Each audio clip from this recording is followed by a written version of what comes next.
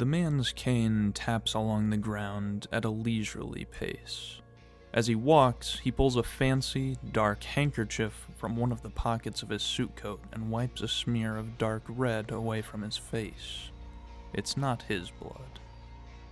As the cane continues to clack down the road, the man makes a mental note of his situation. A hellhole of a city with 25 districts, each ruled by a corporation with a mysterious singularity that allows them to produce some kind of service. And after all he'd done, all he'd been through, the best he can get is a fixer office in the shittiest hole of them all, the back streets of District 23 W corporations. He grimaces, stuffing the handkerchief back into his pocket. How many people had he talked to in the last few days? And more importantly, how many of those people would live long enough to even consider his offer? Work was hard to come by in the city, but even the most desperate would be wary of joining a fixer office in the back streets of W. His thoughts are interrupted by the sound of movement behind him, and this is exactly why. W was well known to be one of the most violent places in the city. This had to be the third time he was jumped today, and not even that far from the nest. He sighed, turning with his hands raised. "Hey, if you're looking for a job, I just founded a new office where you can—" His words are cut off as the figure rushes him with a knife.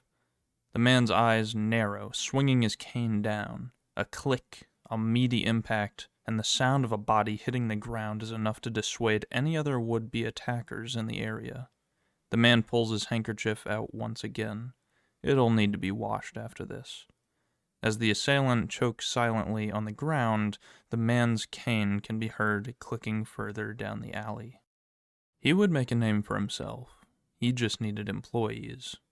As shitty as the location was, he still had connections in W Corp that would help him out. And there were a few promising candidates if they decided the work was worth it. Two huge men, probably former military of some sort, both with a confident attitude. If one of them took up his offer, the other would surely follow. They seemed capable enough, strong and combat smart. Then there was the doctor.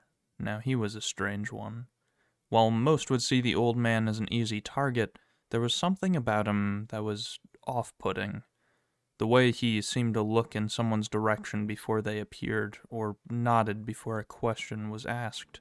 The three of them, now that would make a fine start for an office. The man smiled to himself, lifting his cane as he opened the door to his new business. It was cramped, but it was a good start. He pulled a chair from the corner and sat behind a wide desk that took up most of the room.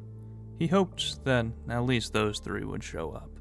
After all, the only thing in the city more valuable than money was secrets, and the three men he had spoken to had enough secrets to bankrupt him. He smiled, pulling a small device from his pocket. As his eyes flitted across the words scrolling across the screen, he lit a pipe and let his smile grow even wider. He pressed a button on the side, holding the device to his ear as he turned to look out a cloudy back window. "This is Husk office, Zoe speaking. What kind of work do you have lined up for me to give to the new hires?"